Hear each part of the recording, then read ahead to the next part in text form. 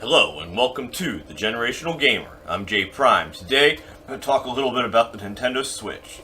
Now, it's no secret, this thing's been out since 2017 roughly, and there's not a whole lot of things that people don't know about it. I did a quick YouTube search, and I did not see a whole lot of guides geared towards parents. And this thing is a great system for kids. So, without further ado, let's move forward. So here's everything. You've got the box, the dock, the grip, and the two Joy-Cons. But here is the main system. That's all it is. It's a little tablet that has all kinds of options. I highly encourage a screen protector. The reason is that dock is very close to the screen when you put it all together. Furthermore, if you've got kids playing with this thing, you never know if they're going to drop it or what have you. Now, looking onto the sides, you can see where the rails are. That's where the Joy-Cons actually connect. And here they are. You've got the left and the right. The left one is the minus, the right one is the plus. They can both be used as individual controllers. Or you can hold them as Wiimotes. To connect them, you just slide them on. Now this will also make the system recognize new Joy-Cons, because you can add as many as you want. Set the power. So looking at the main screen, you're able to see all the games that have been plugged in through cartridge or downloaded. If you want to pull the Joy-Cons off, they'll act as independent Wiimotes, basically. Slide them right back on, the console will recognize them, and you'll be able to use the thing as a portable console. If you go to the controllers option, you'll be able to change the grip or the order. So here, you'll see, if you don't have the Joy-Cons removed, you'll be able to see the controllers that are attached. Here's my Pro Controller. My Pro Controller, I love this thing. It's an expensive extra, but if you want to play this thing as a gamer, highly recommend. But this is geared towards parents, so let's focus on them. You don't need it, and if the kids really want one, there's plenty of cheaper alternatives. So you'll notice it will not recognize the Joy-Cons because it's currently connected to the console, and I had the other one. When there are no other controllers and it's in handheld mode, you won't see anything here. If you were to separate them, press the L and R, you would then see them there. Now you can see here the battery for all three devices, the two Joy-Cons and the console itself. If you want to add a new controller, well, the Joy-Cons are very easy. You just put them on the rail and you can see the connection right there. Once the Joy-Cons are connected to the console, they're bound to it. And at that point, you can just keep adding to them. You can have as many as you need. To bind an external controller, you just need the USB controller. Now, eagle-eyed people will notice that that's actually one for PS3. But at the very moment, I could not find my USB-C. Basically, all you do is plug it into either one of those USB ports, and at that point, the controller is bound to the console. The dock itself is there's really not too much to it. You've got the part where you put the switch, and you've got the back. It's nothing more than really a pass-through. So you can see you've got the HDMI, the USB, and the power. Close that up, makes it look neat.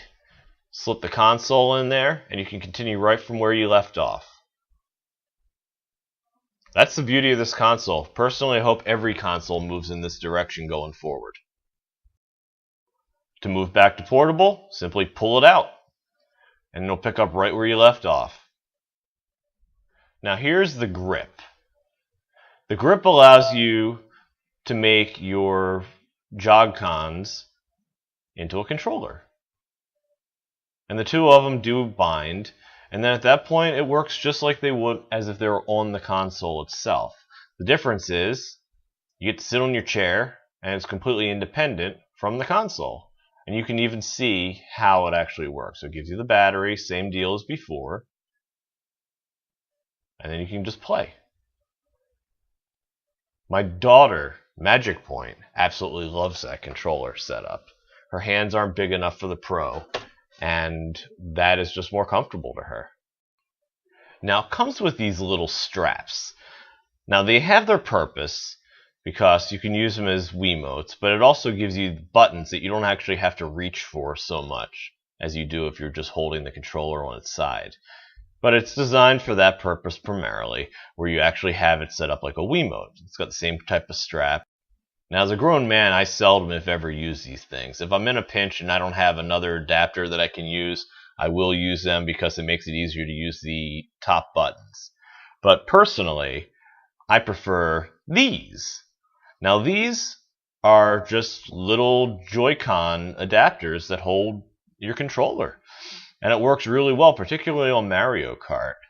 So it comes with two. They're keyed, so you put the minus on the minus side, the plus on the plus side, then you have easy access to those top buttons. And it works really, really well. For two of them, it's only about $10, so it's well worth the money. Now I know what you're thinking. How do I know how many controllers I have attached? Well, you know what? The console will tell you. You can shut it down, and this is really the means of how to do it. It goes into sleep. Actually, it'll go to sleep after a few, I think it's like 15-20 minutes of inactivity. You can adjust all that, so it's really not a big deal. So this is where my Switch lives. It lives next to the Genesis and an old Iowa stereo. It only has two major connections. One is power and one is HDMI. The power is a USB-C, so it plugs in on either side. The HDMI plugs in exactly like an HDMI cable.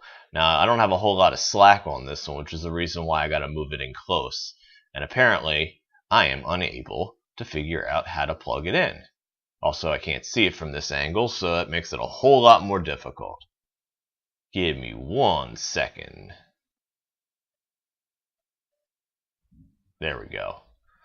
Alright, and then the flap just closes and makes it look presentable. Now I got the wire for power coming forward because it is a portable console and I sometimes move that dock. But when you're playing the console, just place it on there. So whatever you have going at that time, it'll continue with the TV. Now I want to actually show you how it will actually adjust immediately. So there we go, move the camera.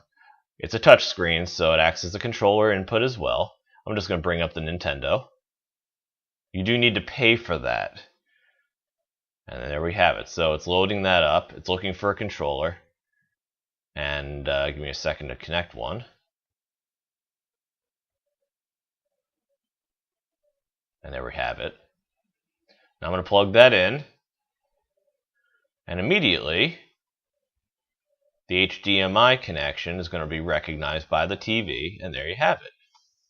Let me move it just a tiny bit, and there's all the Nintendo games that are now currently available on the Switch store, or whatever they call it. I really hope they add Super Nintendo, N64, GameCube. Anyway, so you just go ahead and play. Now, I've got the parental controls on, and I have it that way mainly so I can see what's going on with the kids, and even see how long I play. So if you go down to parental controls, you'll see the account it's linked to, and then you can synchronize it. So it does synchronize automatically, but if you want to get an up-to-date visual as far as what your kids are doing, then that's how you go about doing it. So I'm going to go ahead and sync it. Your interaction comes from a phone app. So I have a section on that I'll do towards the end. And that's really the basis of the console. I really hope that they continue going down this road with all future companies doing it this way. So, alright, news alert. Found my USB-C connection, and this is the super secret way you synchronize and charge a Pro controller with your Switch. Just plug the USB-C in. Look at that, it's magic. And then plug the A end into the console. And you can go in either one of them, it doesn't seem to matter. Once you powered it on, you will see a light to indicate which player you are. On the top, it'll have the indication of whether or not it's charging. Alright, so I want to show you this little device too. That's the power cord that actually comes with the Switch. I have a second one because I don't trust third-party ones. This is in a little adapter that Nintendo also provides, which gives it a little stand, and all it is a USB-C pass-through with a far better kickstand. I love that thing because the switch can rest right on that at different angles. Another really nice thing about this is that since you are not actually using a real dock with it, you can still charge the thing, because otherwise the charge port is right at the bottom. Using this, you can charge it by just plugging it right in the side. And at that point, it's almost like having a second dock. Okay, so it's plugged in, and you can see it's charging right there. You would not have that ability if you wanted to prop it up with the kickstand that the thing comes with. So I find it highly usable. Now I'm going to briefly show you. Here is the kickstand, and it's really, really flimsy. It'll sit, but I don't trust it. So I'd much prefer having this other thing. Now, I don't know if you can see it, but right there is the SD card. So I encourage everybody to always use an SD card because the thing only has 32 gigabytes of storage on it, and about 8 of it is used for other purposes for the operating system of the device. So just plug that back in. So here's the settings. And you go into the settings, you can go down to data management, and you can see the capacity. I have nothing in the system memory, and it's already down to 25 gigabytes.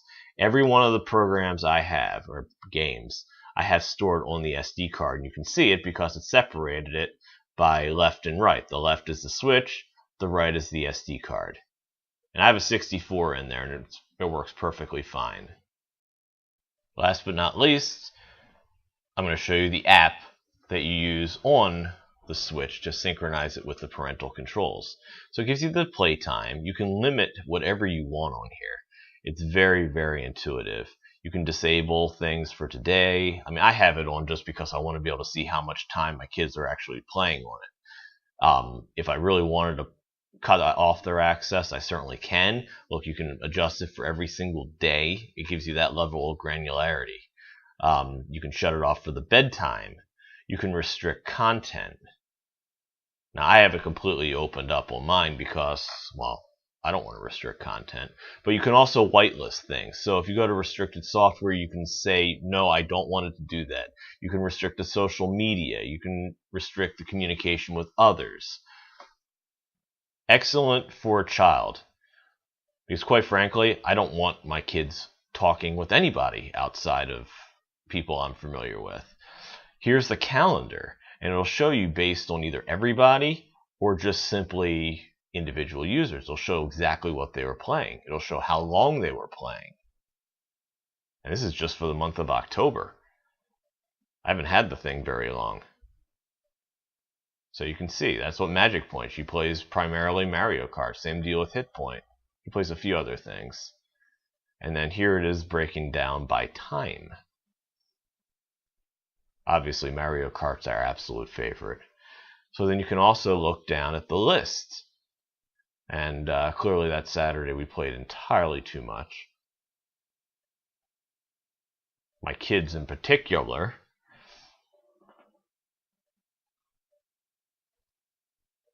Now that was on a plane, so I sat and played that the entire time. And then of course today. Now you can see Magic Point played Mario Kart almost exclusively with a little bit of Paw Patrol. You can even switch in between other switches. So if you want to manage one versus another, you can do all that. Anything you adjust on your phone will then synchronize to the console or consoles itself. And as you can see, you can set a bedtime alarm to the point where the thing won't work after that time. You can also, if you notice, the playtime limit. So I've actually had to use this already. I've said to my kids, I said, it's time to put it down. I really do like the way Nintendo put this type of thing together. It's very, very parent friendly. So let me know what you think. Talk to you later.